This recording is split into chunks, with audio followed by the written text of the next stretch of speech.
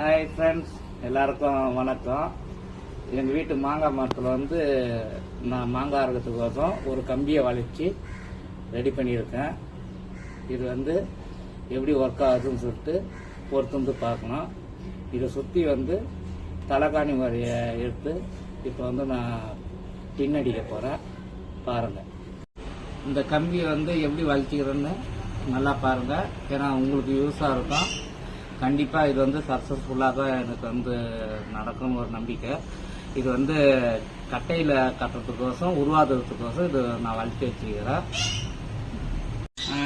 பார்த்தீங்களா, தலைக்காணி உரையை வச்சு ஒரு கூடையாட்டம் ரெடி பண்ணிட்டேன். இப்போ மாங்காய் அறக்கும்போது இந்த கூடையில் தான் விடும்.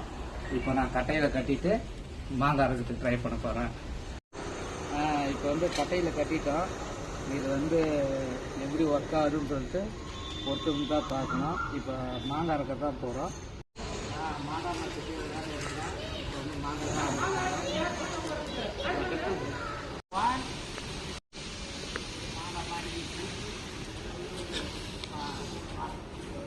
மாங்காய் மாங்காய் பாருங்க. நீங்களும் இது மாதிரி பணம் பாருங்க. கீழே விடாத என்ன பண்ணுறேன். இது மாதிரி அருமையாக இருந்துச்சு பாருங்க. கையில் மாங்காய் ஊந்துச்சு, 4 ஊந்துச்சு. உடைக்காதே மாங்காய் நல்லா பாருங்க.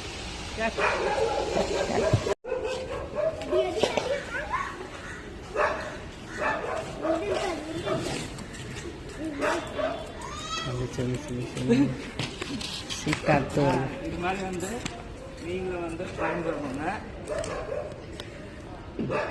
எப்படி ஈஸியாக இருக்கு பாருங்க நடக்கிறதுக்கு. கொஞ்சம் கட்டை மெலிசாக வச்சுனாக்கா கை வலிக்காது இருக்கும். அதே மாதிரி இந்த கம்பி பார்த்தீங்கன்னா நல்லா கொஞ்சம் தடியாக இருந்ததுன்னா கொஞ்சம் ஈஸியாக நம்மளுக்கு இருக்கும். தொட்டவனே நம்ம மாங்காய் உழத்தே தெரியும் நம்மளுக்கு. இப்போ மாங்காய் அறுத்தாச்சு. மாங்காய் அறுத்துட்டு எவ்வளோ மாங்காய் அறுத்துக்கிறேன்னு சொல்லிட்டு நீங்களே பாருங்க.